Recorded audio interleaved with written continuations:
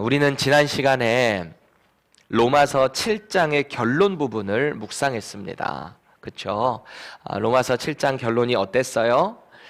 예수님을 믿고 구원받은 한 신앙인 이 사도 바울조차도 오호라 나는 곤고한 자로다. 누가 나를 이 사망의 몸에서 건져낼 수 있는가라고 하는 절규를 했어요. 아무도 구원해낼 수 없다라는 거예요. 그런데 그 마지막 결론은 그 절규가 절규로 끝나는 게 아니었죠. 나를 구원하신 예수 그리스도로 말미암아 나를 구원하신 그 하나님의 능력을 믿는 믿음으로 나는 다시 일어서겠다.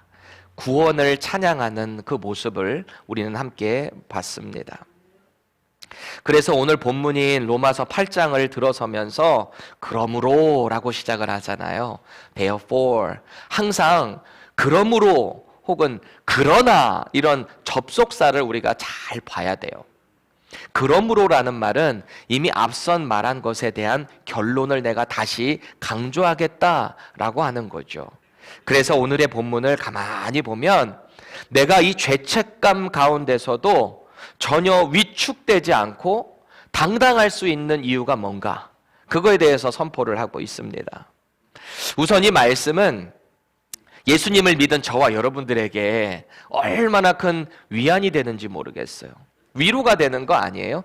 죄를 지어도 죄책감을 그 가운데서 막 허우적거리는 게 아니라 우리 주님께서 나를 다시 한번 그 죄책감 가운데 해방시켜 주시고 내가 하나님의 법대로 살아갈 수 있도록 붙잡아 주신다라고 하는 확신의 고백입니다. 저와 여러분들에게 이런 당당한 믿음의 선포가 있기를 바라요. 나아가서 우리가 말로만 선포하는 게 아니기를 또 바랍니다. 말로만 나는 당당하다, 나는 죄 가운데 더 이상 정죄함이 없다, 이걸로 끝나면 안 돼요. 나의 삶이 같이 가야 되는 거예요. 다른 사람들이 봤을 때 나는 더 이상 죄에 대한 정죄함이 없어 그러면서 온갖 죄를 만약에 짓고 산다, 말도 안 되는 거예요. 오늘 그것에 대해서 조금 더 진지하게 살펴보려고 합니다. 우리의 삶이 내 육신의 법이 아닌 성령의 법을 따를 수 있기를 바라요. 그래서 그 모습을 세상 가운데 드러낼 때 세상이 우리를 바라보며 역시 예수 믿는 사람들은 다르구나 라고 하는 복음의 능력이 선포될 수 있기를 예수님의 이름으로 축원합니다. 여러분, 우리가 예수님을 구세주로 영접했다 그랬어요. 예수님을 믿는다 그러잖아요. 영접했다, 예수님을 믿는다, 새로 거듭났다, 천국을 소유로 받았다, 유업으로 받았다, 그리스도인이 되었다, 하나님의 자녀가 되었다, 다 같은 말이에요. 그렇죠? 어느 것 하나 따로 떼어내서 표현할 수 있는 게 아니에요. 모든 것이 다 예수 그리스도를 믿는 그 믿음으로 가능하게 되었다라는 것입니다. 그럼 제가 질문 하나 드릴게요. 예수님을 그렇게 구세주로 영접한 후에 내가 이전에 살던 삶과 전혀 다른 모습이 없나요? 있나요? 다시 질문 드릴게요. 예수님 믿고 나면 삶의 변화가 있던가요? 없던가요? 있어야 돼요. 없으면 심각하게 고민해 보셔야 돼요.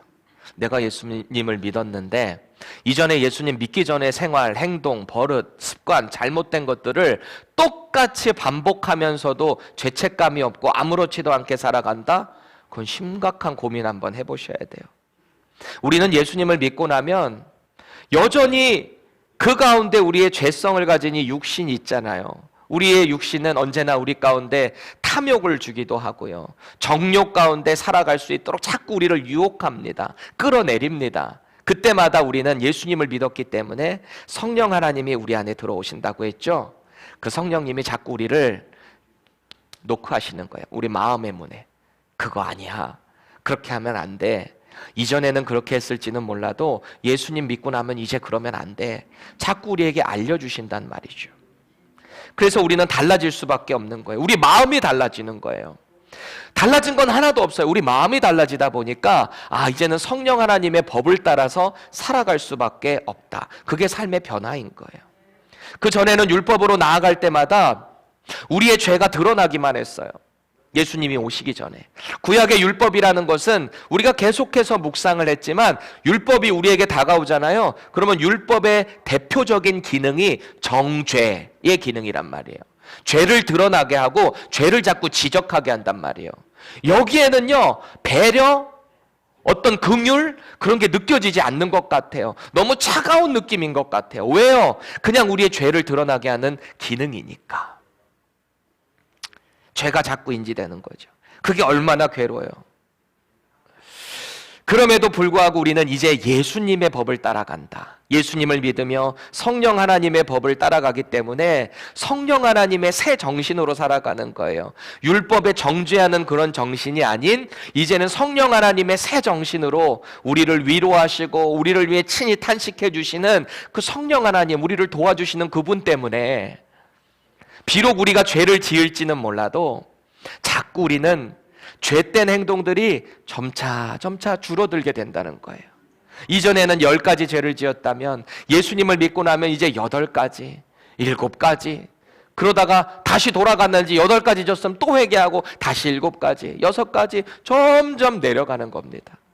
여러분, 예수님 믿었다고 해서 날개 잃어버린 천사처럼 둥둥 떠다니는 사람 본 적 있어요? 아니에요. 죄를 지어요. 우리는 여전히 세상 가운데 노출이 되어 있잖아요. 죄의 유혹이 얼마나 많습니까?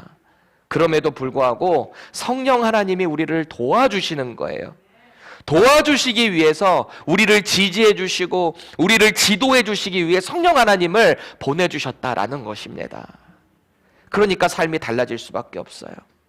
지난 한 주간에 이런 경험 하셨습니까? 자신에게 물어보세요. 자신의 지난 삶을 돌아보세요. 내가 일주일 동안 어떻게 살았나? 내가 정말 성령님을 인지하면서 성령님의 음성을 말씀을 통해, 기도를 통해 그렇게 인도함을 받았나? 때로는 찬양을 통해 말이죠. 이게 너무너무 중요한 거예요. 성령 하나님과 동행한다라는 것은 그분의 끊임없는 인도하심을 받는다라는 거예요. 이렇게 신앙생활 하잖아요. 정말 신비합니다. 신비로운 거예요. 그래서 예수님께서도 자신을 찾아온 니고데모에게 뭐라 그랬어요? 거듭나는 것은 참 신비한 거다라는 거예요. 이 세상이 결코 해줄 수 없는 거예요. 이전에는 이 사람을 그렇게 미워하고 저주하고 증오했는데 예수님이 내 안에 들어오시고 성령 하나님이 내 마음을 만져주시고 나니까 이 사람이 너무 예뻐 보이는 걸요. 이걸 뭐라고 설명하겠어요?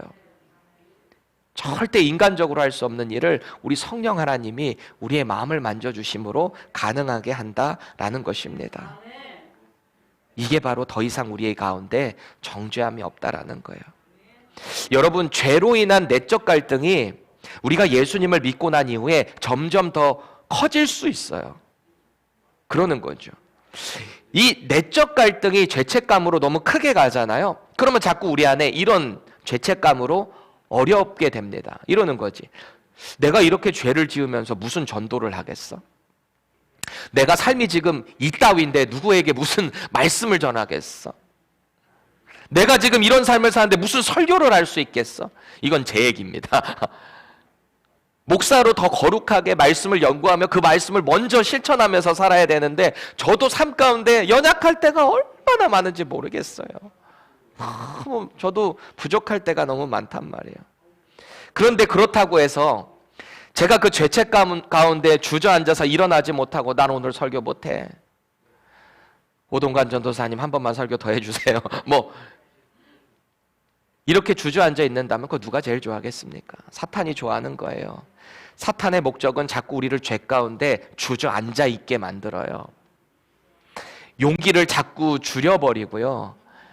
하나님의 뜻대로 하나님의 자녀대로 능력 있게 세상 가운데 살아가지 못하도록 자꾸 우리를 올가맨단 말이에요. 그런데 그렇게 살면 안 되는 거예요. 누구든지 그리스도 예수 안에 있기만 한다면 오늘 1절의 말씀을 그래서 잘 봐야 돼요. 우리에게 정죄함이 없다라는 것입니다. 1절 보세요. 여기서 정죄로 번역된 헬라어 단어를 우리가 잘 보면 카타크리마 라고 하는 헬라어 단어인데요. 이 뜻이 죄를 씌우는 선고 혹은 유죄라고 번역을 하고 있습니다. 그러니까 이런 거죠. 예수 그리스도 안에 있는 사람에게는 어떤 죄를 지어도 죄를 씌우는 선고를 하지 않겠다는 거예요. 판사가 유죄 판결을 내리지 않겠다는 거예요. 놀랍지 않습니까? 좀 잘 안 믿어지시죠? 죄를 지어도 죄를 유죄로 판정하지 않는다? 여러분, 우리를 그리스도 안에 있게 하신 분이 누구시죠? 그리스도 안에 있게 하신 분, 예수님을 믿게 해주신 분, 성령 하나님. 그리고 우리가 예수님을 주님으로 모시고 그분과 동행할 수 있게 자꾸 도와주시는 분 역시 성령 하나님이에요. 이거 다 하나님이 해주신 거예요. 그러니까 하나님의 거룩하신 영으로 우리 가운데 오신 분, 예수님의 또 다른 보혜사, 우리를 헬퍼, 카운셀러, 힐러, 막 여러 가지 뜻이 보혜사라고 하는 뜻에 들어있거든요. 우리를 도와주시기 위해 우리와 함께 계신 분이 성령 하나님이래요. 그 하나님께서 우리를 의롭다라고 하신 거잖아요. 예수님을 믿음으로. 우리가 의로워서가 아니라 우리 안에 있는 그 예수님을 보시고 우리를 의롭다라고 해주신다는 거죠. 그러니까 우리가 예수님을 믿고 난 이후에 설사 어떤 죄를 지을지라도 그 가운데 정죄를 하지 않겠다라는 거예요. 그때 우리가 갖는 질문은 이겁니다. 또 세상 사람들이 하는 질문도 이걸 거예요. 그럼 예수님만 믿으면 멋대로 죄 짓고 살아도 상관없겠네? 그렇죠? 이런 사상을 갖고 있었던 이단들이 있었어요. 예수님만 믿으면은 마음대로 죄를 지어도 되고, 이 육신이 죄니까, 죄의 덩어리니까 마음대로 굴리고 돌려도 되겠네. 쾌락주의로 간 사람들이 있었죠. 반대로 여전히 육신이 너무너무 죄 가운데 있으니까 언제나 금욕을 하면서 사는 거예요. 막 금식을 밥 먹듯이 하고 죄를 짓지 않으려고 막 자기들끼리만 모여. 여러분들 예전에 수도원 기억나시죠? 그 사람들이 왜 거기 모여 있었을 것 같아요? 죄를 아예 안 지으려고 자기들끼리만 그 안에 있는다. 금욕 생활을 한다. 그런다고 과연 우리가 죄를 안 지을까요? 안 지을까요? 죄된 우리의 죄성은 언제나 우리를 자꾸 끌어내리려고 한단 말이에요. 기가 막힌 탄성작용이에요. 예수님을 딱 믿고 이만큼 왔는데 다시 우리는 예전으로 돌아가려고 사탄이 우리를 자꾸 이렇게 끌어당긴단 말이에요. 이게 우리의 죄성이에요. 이 질문에 대해서 우리가 이렇게 다시 반문을 가질 필요가 있습니다. 예수님을 믿으면 그러면 죄를 마음대로 지어도 되겠네? 왜? 정죄함이 없으니까. 이 질문을 다시 반문을 해야 돼요. 그럼 예수님을 믿으면 우리 안에 성령님이 계신데 죄를 마음대로 지을 수 있을까? 라고 하는 반문이 먼저 돼야 돼요. 다시 생각해 보세요. 예수님을 믿으면 성령님이 우리 안에 들어오신다 그랬죠. 자꾸 우리의 삶을 이렇게 지도해 주신다 그랬잖아요. 그런데 그런 성령님이 있음에도 불구하고 내가 멋대로 죄를 지을 수 있다? 이게 엄청난 착각인 거예요. 그게 안 돼요. 예수님 제대로 믿으면요, 그게 안 돼요. 내가 예수님 믿었는데 죄를 똑같이 더 많이 진다? 진짜 심각하게 고려해 보셔야 돼요. 내가 진짜 예수님 믿는 게 맞는지. 항상 우리의 신앙생활의 가능성이라는 것은, 믿음 생활을 하는 그 가능성은 성령 하나님이 우리와 함께 하신다라는 것으로부터 시작돼야 돼요. 내가 하는 게 아니에요. 내 의지적으로 하는 게 아니에요. 내가 어제 이런 죄를 지었는데 나는 오늘 하지 말아야지 막 결단하고 의지하고 막 그 자리 피하고 막 의지적으로 생각적으로 한다고 그게 끊어지던가요? 여러분들? 되던가요? 뭔가에 막 중독돼 있어서 게임에, 드라마에, 여러분들 드라마 요새 정말 중독돼 있는 거 내가 많이 보는데요. 밤새도록 드라마 보고 교회 와서 이렇게 계속 졸고. 여러분, 그것도 중독입니다. 뭐 일주일에 뭐 한두 편 정도 보는 거야 누가 뭐라 그러겠어요. 근데 매일 만약에 시즌 딱 끝났다고 해서 그거 밤샘으로 보고 눈 시뻘개져 가지고 그러고서 돌아다니고 일상생활 가능하겠습니까? 일상생활은 둘째치고 신앙생활 제대로 할 수 있겠습니까? 자꾸 우리 성령 하나님의 이 인도하심, 이 마음에서 자꾸 우리를 두드리시는 그 음성에 집중을 해야 돼요. 우리가 예수님을 믿게 된 것도, 또 믿음 생활을 하게 되는 거 결코 우리 스스로 할 수 있는 게 아니다라는 것입니다. 그래서 오늘 본문 1절 다시 보세요. 여기서 가장 중요한 표현이 뭘 것 같으세요? 정죄함이 없다라고 하는데 그 전제 조건이 뭐예요? 그리스도 예수 안에 있는 자에게만, 기본 컨디션이 저거예요. 그리스도 안에 있는 자에게만 정죄함이 없는 거예요. 그리스도 안에 있다라는 말이 뭐예요? 우리가 예수님 안에, 예수님이 내 안에 계신다라는 말이에요. 상호 보완적으로 같이 내주에 있다라는 말입니다. 이 말이 좀 오락가락하죠. 이게 무슨 말인가? 내가 주님 안에 있고 주님이 내 안에 있고. 예수님께서 어느 날 제자들에게 그러십니다. 예수님께서 난 이제 곧 이 땅에 없을 거야. 내가 너희들이 있을 거처를 마련하러 갈 거거든. 다 준비가 되면 내가 그때 다시 올 거야. 그 기간 동안은 너희들이 나를 못 보게 될 거야. 그랬어요. 그 얘기를 들은 제자들이 막 웅성웅성거립니다. 마음이 막 불안해지기 시작한 거예요. 그럴 수밖에 없는 게 이 제자들이 자기 삶, 어부 뭐 이런 거 자기의 직장 다 때려치고 예수님만 지금 쫓고 있단 말이에요. 그리고 예수님의 명성이 막 높아지고 이제 이분만 다 따라가다 보면은 내 인생 펴겠구나. 저분이 왕이 되면 나는 오른쪽에 왼쪽에 뭔가 좀 이렇게 나도 어깨를 의시대면서 살 수 있는 정도가 되겠구나. 이렇게 생각을 했을 거예요. 그런데 주님이 가신다라고 하니까 얼마나 불안하겠어요. 그러니까 제자 도마가 물어봅니다. 주님, 저희는 주님이 어디로 가는지 잘 모르겠는데요.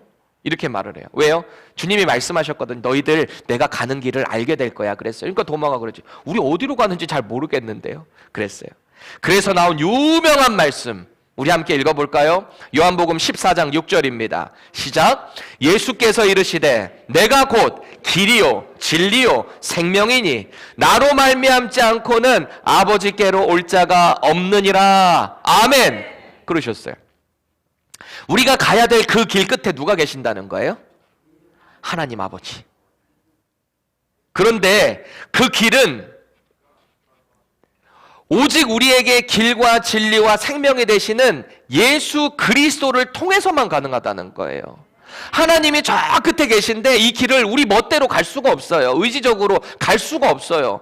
세상의 그 어떤 종교와 어떤 프랙티스를 가지고도 갈 수가 없다라는 거예요. 오직 예수 그리스도를 통해서만 아버지 하나님께 나아갈 수 있다. 이런 말씀을 하셨어요. 그리고는 예수님이 제자들에게 또 이런 말씀을 하십니다. 함께 읽겠습니다. 요한복음 14장 19절에서 20절.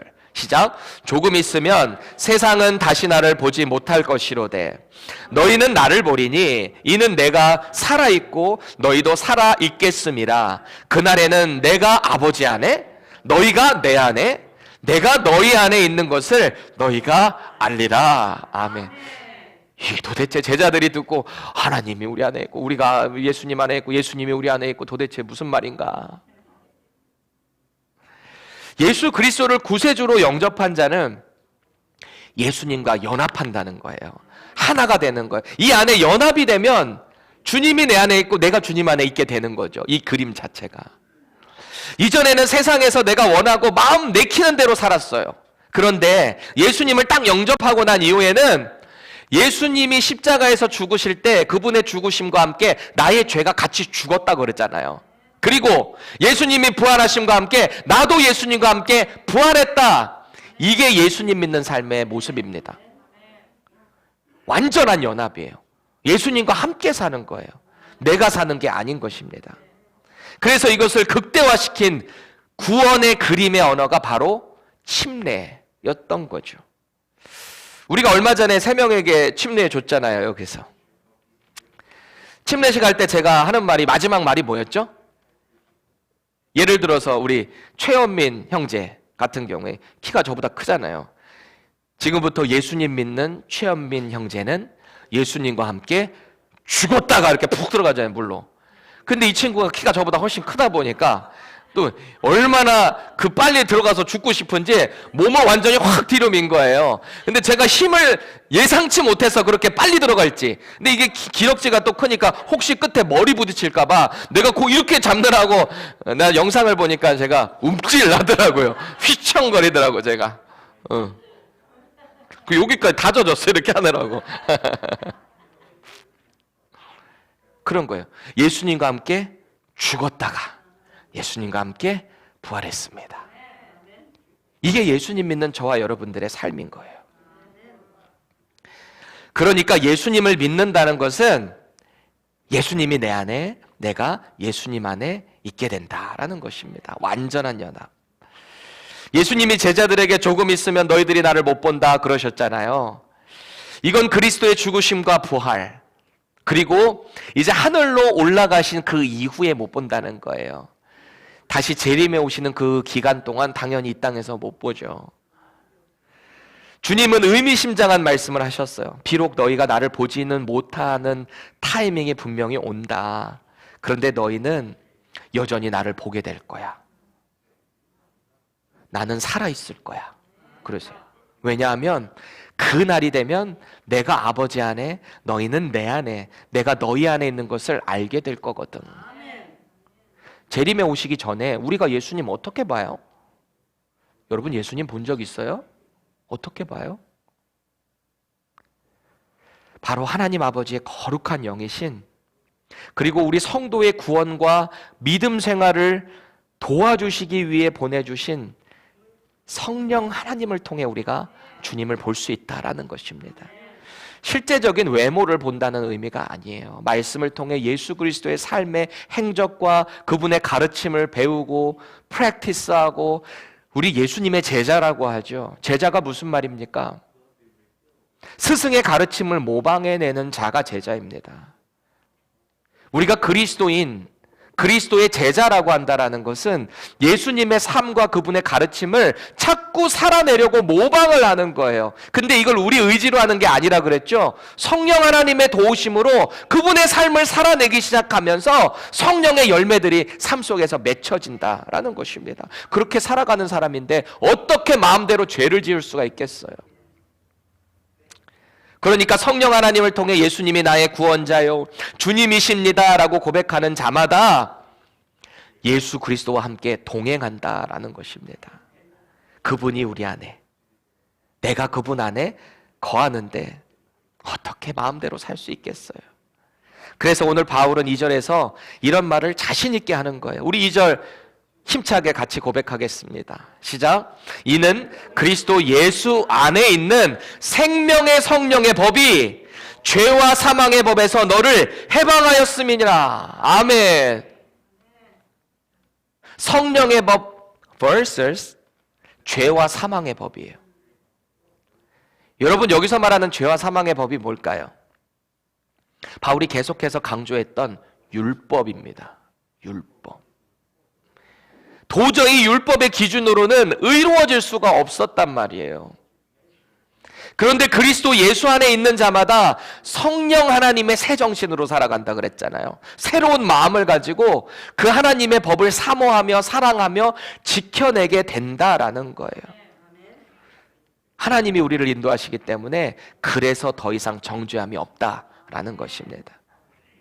여러분 정죄라는 것은 그 결국은 사망이에요. 정죄를 너무 가볍게 생각하지 마세요. 율법이 말하고 있는 정죄의 끝은 그냥 죽는 거예요. 기회가 없어요. 그러니까 하나님께서 최초의 율법을 이스라엘 백성에게 주실 때도 너희들 죄된 상태로 나한테 나오면 죽는다는 거예요. 그래서 하나님이 죽지 않게 하시려고 율법의 안에는 제사법이라는 것도 있잖아요. 그것을 통해서 정결하게 하고 죄를 없이 한 다음에 그리고 나에게 나와. 그게 율법입니다. 율법 자체는 정죄하잖아요. 죽는 거예요. 그냥 기회가 없어요. 여러분 예수님을 모신 자마다 그 죽음으로부터 해방되었다라는 말을 했습니다. 여러분 해방이 뭡니까? 해방이 뭐예요? 자유하고 싶은 욕망이 안에 가득한데 내 스스로는 도저히 나올 수가 없는 것, 그것이 얽매여 있는 거잖아요. 노예된 삶의 모습이잖아요. 그런데 나는 스스로 할 수 없는 이 상황 가운데 제3자가 되었든 뭐가 되었든 어떤 기적을 경험함으로 자유함을 얻게 되는 것, 그게 해방이에요. 마치 이스라엘이 애굽으로부터 430년간 종살이 해왔는데 해방된 것처럼 대한민국이 일본의 치하의 압제 가운데, 그렇게 어려움 가운데, 민족 말살 정책 가운데 그렇게 살다가 하나님의 도우심으로 미국을 통해 자유함을 얻게 된, 해방을 된 것처럼 그렇게 해방을 얻게 되는 거예요. 자유해진다라는 거예요. 마찬가지로 도저히 죄의 영향력으로 헤어나올 수 없었던 우리였어요. 율법을 들이댈 때마다 나는 죄인이구나, 나는 죽었구나, 이렇게밖에 살아갈 수 없는 우리들이었는데 예수님을 믿는 순간 생명의 성령의 법이 우리를 그 죄책감으로부터 해방시켜 주셨다라는 거예요. 우리가 그 이후에도 죄를 지을 수는 있지만 우리 인류의 시조인 이 아담이 지었던 그 원죄, 하나님 앞에 반역했던 그 죄가 예수 그리스도를 믿는 순간 완전하게 해방되었다라는 것을 믿으시기 바랍니다. 해방되었다라면 자유하게 됐다는 거잖아요. 그럼 그 자유함을 우리 삶에서 진짜 누려야 되는 거예요. 우리가 그렇게 됐다는데 이거를 누리지 못하면 얼마나 안타까운 거예요? 자신에게 한번 물어보세요. 나는 생명의 성령의 법을 통해 나의 죄에 대해서 얼마나 자유함을 누리고 있는가? 여러분, 우리는 예수님을 구세주로 영접했다라고 합니다. 그리고 그리스도인이 되었다라고 합니다.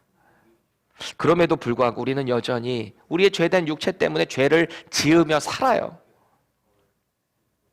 그런데 예수님을 믿기 전과 같을 수는 없는 거예요. 왜요? 우리 안에 생명의 성령의 법이 자꾸 우리를 통치하시기 때문에 그래요. 멋대로 살아갈 수가 없다라는 거예요. 예수님을 믿기 전이었다면 그저 그 죄에 대한 사망으로 유죄를 선고하면 그게 죽는 거잖아요. 그냥 절망의 나락으로 떨어질 수밖에 없었던 존재가 저와 여러분들입니다. 예수님을 만나기 전에. 그런데 이제는 예수님을 믿고 성령 하나님이 우리에게 죄된 길을 피해가게 해주시는 거예요. 죄된 자리에서 가까이 가지 않도록 우리의 마음을 자꾸 지켜주시는 거예요. 그러니까 이전과 같을 수가 없습니다. 죄된 생각과 행동들이 성령 하나님을 통해 자꾸 하나 둘씩 벗겨져 나가는 것입니다. 성령 하나님을 통해 전에는 보지 못했던 우리의 영의 눈이 열려요. 영의 눈이 열린다고 해서 자꾸 귀신 본다 이런 얘기가 아니고요. 하나님의 말씀이 보여져요. 하나님께서 왜 이런 호흡으로 말씀을 우리에게 주셨는지가 성령님의 도우심을 통해서 자꾸 와닿는 거예요. 그리고 우리 귀가 열립니다. 영의 귀가. 하나님의 말씀을 보고 이 말씀 가운데 우리 마음에 주시는 주님의 음성이 우리 가운데 들려요. 정확히 말하면 귀를 통해 들린다기보다는 우리의 마음을 통해 들려주시는 거예요. 그분의 숨결을 느낍니다. 때로는 찬양을 통해, 때로는 하나님과 기도로 호흡하는, 대화하는 그 순간을 통해 하나님의 뜻을 알아가는 거예요. 이런 과정을 통해 우리가 자꾸 영적으로 성숙해져 가는 겁니다. 예수님을 믿었는데 여전히 젖먹이 어린아이처럼 있지 마세요. 자꾸 성숙해져야 될 거 아니에요. 그런데 우리가 한 가지 꼭 기억해야 될 것이 있습니다. 우리가 예수님을 믿고 난 이후에 죄를 지을 수 있다 그랬잖아요. 그런데 그 죄를 짓는 것에 대해서 정말 심각하게 주의해야 됩니다. 경계해야 돼요. 우리가 그리스도 예수 안에 있게 되면 죄에 대해서 더 이상 정죄는 없다 그랬어요. 그렇죠? 우리가 죽음으로밖에 갈 수 없는 우리의 그 죄된 모습에 그 정죄는 사라졌어요. 왜? 우리는 예수님을 믿고 이제 구원받은 존재니까 더 이상 이 정죄는 없어요. 그런데 무서운 징계는 있습니다. 다시요?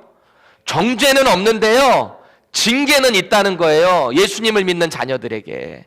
우리 그 말씀 같이 읽겠습니다. 히브리서 12장 6절에서 8절입니다. 시작. 주께서 그 사랑하시는 자를 징계하시고 그가 받아들이시는 아들마다 채찍질 하심이라 하였으니 너희가 참음은 징계를 받기 위함이라. 하나님이 아들과 같이 너희를 대우하시나니 너희 아버지가 징계하지 않는 아들이 있으리요. 징계는 다 받는 것이거늘 너희에게 없으면 사생자요 친아들이 아니니라. 아멘. 여러분 중에 저는 여잔데요 이렇게 하는 분 계신가요? 여기는 아들만 얘기하고 있으니까 저는 상관없는데요. 아니에요. 대표적으로 이야기하는 거예요. 인류의 대표는 아담과 하와가 있을 때 일단 아담으로 보듯이 아들 대표로 지금 보고 있는 거예요. 우리를, 예수님을 믿는 순간 하나님의 자녀로 삼아주셨다 그랬죠. 사랑하는 자녀가 나쁜 길로 가게 될 때 그거 내버려 두는 사람은 좋은 부모가 아니죠.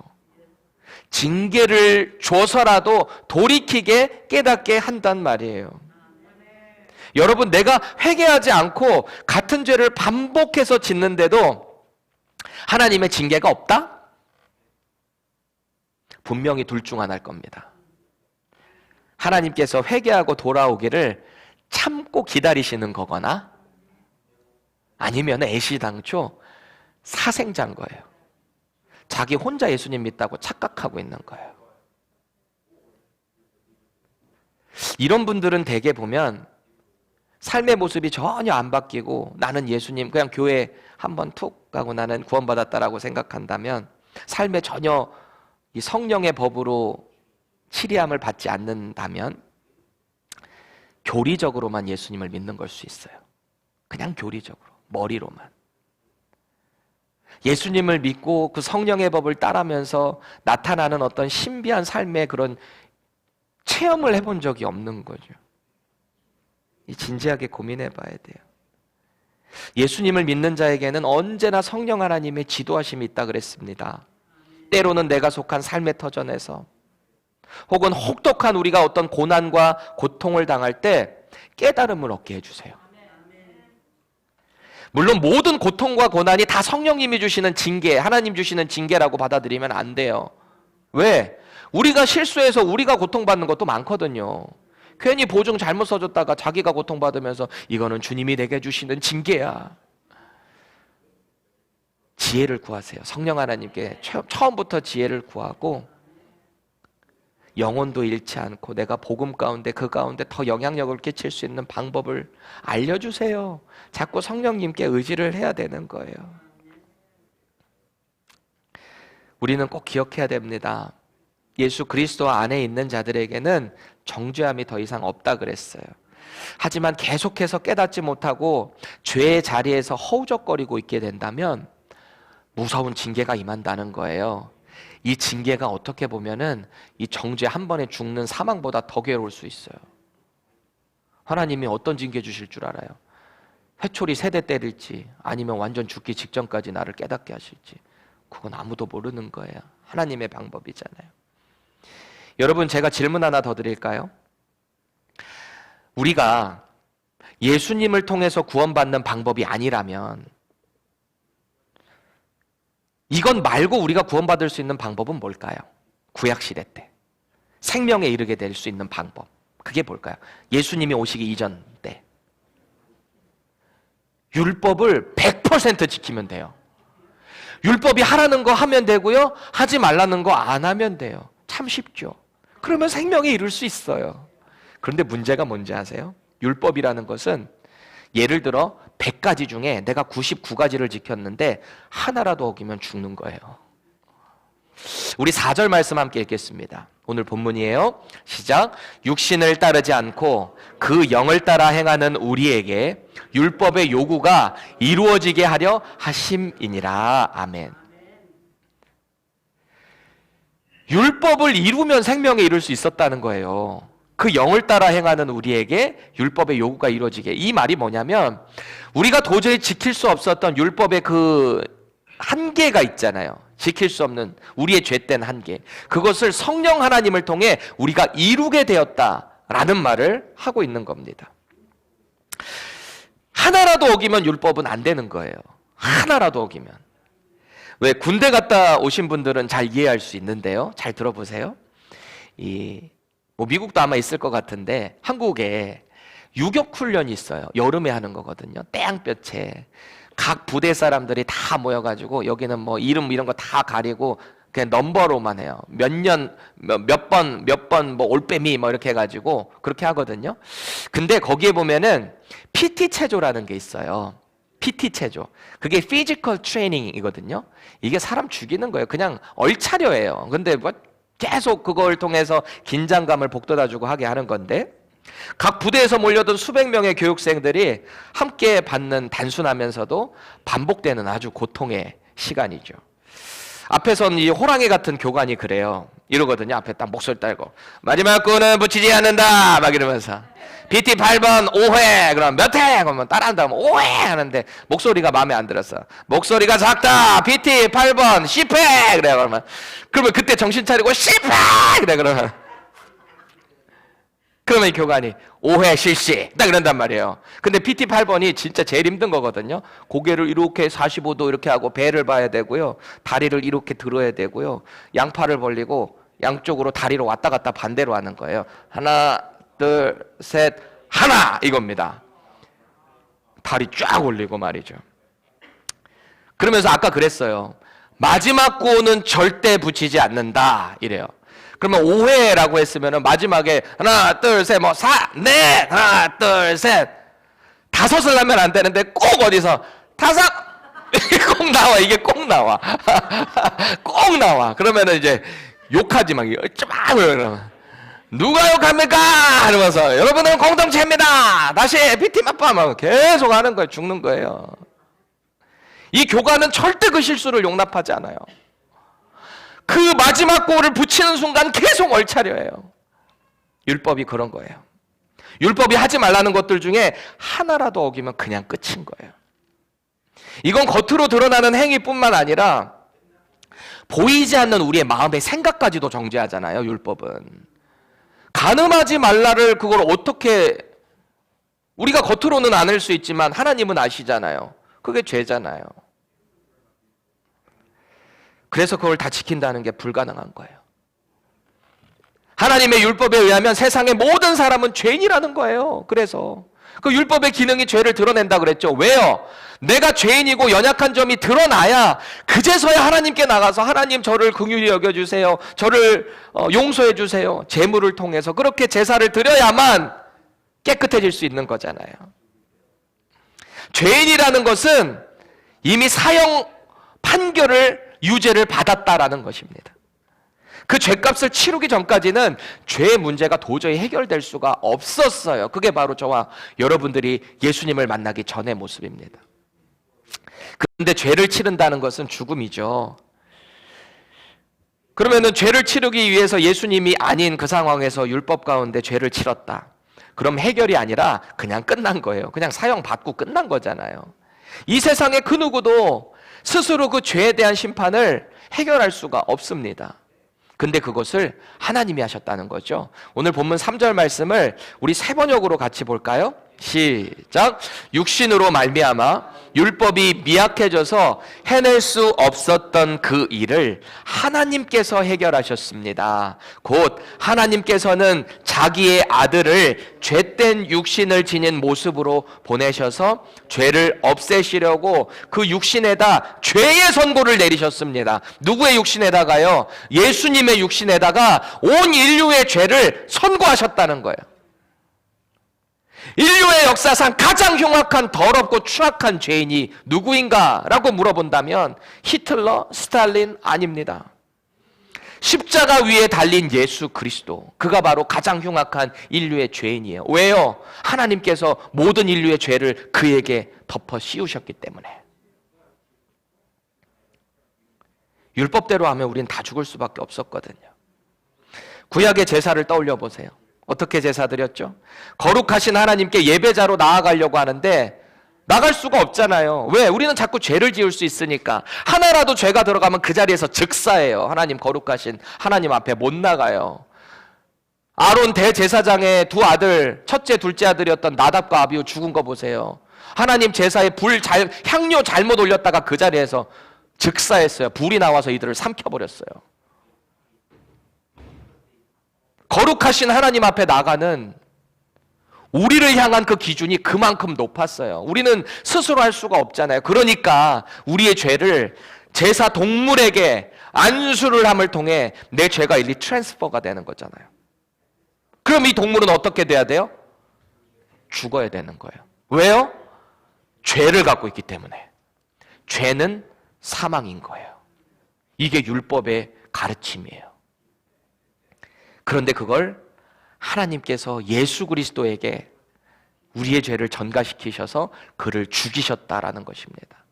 그래서 우리의 죄가 완전히 사라진 거예요. 근데 죽었던 죽었던 것으로만 끝났다면 의미가 없어요. 다시 그를 살리셨다. 이것을 믿는 믿음마다 구원을 허락하신다. 죄사함을 허락하신다라는 것입니다. 이게 하나님께서 우리에게 허락하신 구원의 방법이에요. 우리가 생명의 삶 공부하면서 하나님의 사랑, 그 주제 때 제가 나눠드렸던 예화이기도 한데요. 실화인지 아닌지는 잘 모르겠어요. 근데 참 그럴듯해요. 들어보세요. 1910년도에 샌프란시스코 차이나타운이 제일 크잖아요. 거기 차이나타운에 살고 있는 중국 형제가 있습니다. 첫째 형은 참 착하고 성실하고 모든 일에 모범적으로 살아가요. 근데 이 둘째 동생은 얼마나 죄를 마음대로 짓고 살고 술에 마약에 도박에 막 쩌들어 사는지요. 어느 날 이 동생은 평소 때와 다름없이 도박을 하러 갔습니다. 근데 그날 돈을 너무 많이 잃은 거예요. 너무 많이 잃었어요. 그래서 실망하고 좌절한 모습으로 이제 일어나려고 딱 봤는데 앞에 있는 백인이 자기 돈을 딴 게 어떤 수법을 써서 딴 것을 보게 됐어요. 너 이거 사기다. 돈 돌려내놔. 내놔! 막 이렇게 했는데 거기서 이제 실갱이가 벌어졌어요. 근데 이제 중국 이 동생이 남자가 어떻게 그 백인이 컸는데 어떻게 하지를 못하니까 자기가 가지고 있는 총을 들고 쐈습니다. 백인을 죽였어요. 그 피가 튀면서 내 몸에 이렇게 옷에 묻었어요. 피가. 그 상태로 이제 깜짝 놀라서 두려워서 이 동생이 집으로 막 도망왔습니다. 집에 있는 그 형이 그 동생의 피 묻은 옷자국을 딱 보고 뭔가 어느 정도 짐작이 된 거예요. 아, 이 녀석도 사고 쳤구나. 이번에는 좀 심각한 사고구나. 그리고 동생을 다그치면서 옷 빨리 벗어 임마! 빨리 벗어! 그리고 그 옷을 자기가 대신 입어요. 그리고 이 동생은 두려워 떨어서 집에 이렇게 박혀 있는데요. 사람들의 신고를 통해서 경찰이 그 집으로 들이닥쳤습니다. 그래서 집에 딱 들어와 보니까 피 묻은 옷을 입고 있는 사람이 누구예요? 형이에요. 경찰이 뭐 그때 1910년이라고 10년 그때이니까 에이시안 다 비슷하게 보잖아요. 미국 사람들이 우리 에이시안 다 비슷하게 보죠? 다 비슷하게 봐요. 다 제키찬인 줄 알아요. 우리는 또 이제 미국 이제 흑인 분들 보면 여자분들 다 우피 골드버그인 줄 알거든요. 그러니까 막 그런 거지 서로. 근데 이 경찰이 딱 보자마자 얼굴은 쉐입 잘 모르겠는데 어쨌든 피 묻은 옷을 입고 있으니까 연행해서 경찰서로 데리고 갔습니다. 근데 이 형이 자기가 죽였다고 그렇게 자백을 한 거예요. 그래서 판결이 내려졌고 사형을 언도받습니다. 그래서 이 형이 자기가 죽이지도 않았주면서 사형으로 죽었습니다. 시간이 좀 지나고 나니까 이 동생이 그 죄책감으로 도저히 어떻게 할 수가 없는 거예요. 나 때문에 형이 죽었다라고 생각하니까. 그래서 경찰서에 가서 자수를 합니다. 사실은 내가 죽였습니다. 내 형이 죽인 게 아닙니다. 그래서 조사를 해보니까 진짜 그렇거든요. 근데 판결이 났는데 어떻게 났냐? 당신은 이미 죄사함을 받았습니다. 왜냐하면 형이 대신 죽었기 때문에 당신은 죄가 없습니다. 이렇게 판결이 났대요. 뭐 그때 당시에는 그럴 수도 있겠죠. 지금 같은 법이 아니니까. 예수님이 하신 일이 바로 이것입니다. 예수님이. 우리가 할 수 없기 때문에 하나님께서 당신의 아들 예수님을 이 땅에 보내주셔서 그에게 우리의 피 묻은 죄된 옷을 씌우시고 십자가에 달려 죽게 하셨다라는 거예요. 예수님께서 이 땅에 나시기 700여 년 전에 이사야라는 선지자를 통해 우리를 구원할 그 메시아가 오게 될 건데 그가 어떤 역할을 감당하게 될 거냐 이거를 예언했거든요. 우리 같이 읽겠습니다. 이사야 53장 5절에서 6절입니다. 시작. 그가 찔림은 우리의 허물 때문이요 그가 상함은 우리의 죄악 때문이라. 그가 징계를 받음으로 우리는 평화를 누리고 그가 채찍에 맞음으로 우리는 나음을 받았도다. 아멘. 우리가 교회 다니면서 얼마나 많이 본 구절이에요. 그런데 정말 저 말씀이 여러분 안에 살아있어서 그 예수님과 함께 지금 살아가고 있나요? 감사하며 인지하며 살아가고 있나요? 내 안에 계신 성령 하나님을 통해서 예수님이 나의 죄를 위해 하신 저 일을 날마다 기억하고 계시는가요? 우리가 예수님 처음 만났을 때만 예수님 감사합니다 막 눈물 콧물 흘리면서 그렇게 감사했는데 지금은 어떠신가요? 지금은 그냥 과거에 예전에 감사했습니다라는 어떤 해프닝으로 끝나는 우리의 삶의 모습은 아닌가요? 우리 매일에 어떤 영향을 저 예수님의 십자가 희생이 주고 있나요? 혹시 교리적으로는 이해하고 있는데 정작 내 삶에 있어서는 성령 하나님과는 전혀 무관한 삶을 살고 있지는 않은가요? 여러분, 우리가 예수님을 믿는다라는 것은 더 이상 우리의 죄된 육신의 생각대로 뜻대로 살아가는 게 아니라 그랬어요. 그 행동에 머무는 게 아니라 그랬어요. 그리고 우리 안에 함께 하시는 이 성령 하나님을 통해서 그분의 가르침을 따라 행동한다라는 것입니다. 그렇게 살아가잖아요. 우리는 도저히 우리 스스로 이룰 수 없었던 그 율법을 이루게 된다라는 것입니다. 예수님 믿기만 하면 죄를 지어도 된다? 이런 말에 말도 안 되는 논리에 속지 마세요. 애당초 그렇게 할 수가 없어요. 죄는 무서운 거예요. 그에 따르는 죄의 책임을 두려워해야 돼요. 징계를 두려워해야 됩니다. 다만 성령 하나님의 생각에 자꾸 집중을 하면 돼요. 날마다 말씀의 자리에 노출하세요. 묵상하셔야 돼요, 말씀을. 여러분 주보에 이거 다 있잖아요. 성경 통독할 수 있도록 매주마다 이번 주 성경 통독 본문 여기 다 있잖아요. 말씀에 날마다 나를 노출하셔야 돼요. 그렇게 살아가셔야 돼요. 오늘은 나에게 무슨 말씀을 주시나 이 말씀에 나를 비춰보고 주님, 오늘 제가 주님의 뜻대로 살아갈 수 있도록 제게 능력을 주세요. 제가 지치고 좌절하고 죄책감 가운데 주저앉아 있을 때 저를 다시 일으켜 세워주세요. 성령님께 기도해 보세요. 자꾸 성령 하나님의 생각에 집중해야 하는 거예요. 자꾸 은혜 자리에 나를 노출해야 되는 거예요. 여러분, 저와 여러분들은요 결코 우리 스스로 거룩한 삶을 살아낼 수 없는 존재입니다. 혼자 집에서 온라인으로 예배한다? 분명히 상황이 있는데도 그렇게 계속해서 혼자 거룩함을 유지한다고 온라인으로 한다? 혼자 성경 보면서 계속해서 신앙생활 내가 거룩함을 유지할 수 있다? 이게 정말 우리의 신앙을 성숙하게 할 수 있을까요? 질문해 보세요. 내가 스스로 정말 나 혼자 이 말씀 가운데 성숙해 될 수 있을까? 성경은 언제나 예수님을 믿고 나면은 거룩하게 자꾸 성장하라고 그래요. 영적인 어린아이로 주저앉아 있으면 안 돼요. 10년이 지나고 20년이 지났는데도 여전히 영적인 어린아이가 돼서 전만 달라고 하면 되겠어요? 딱딱한 음식 먹어야 될 거 아니에요, 영적으로.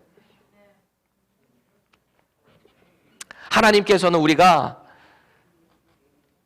혼자 스스로 믿음 생활 못할 거를 잘 아십니다.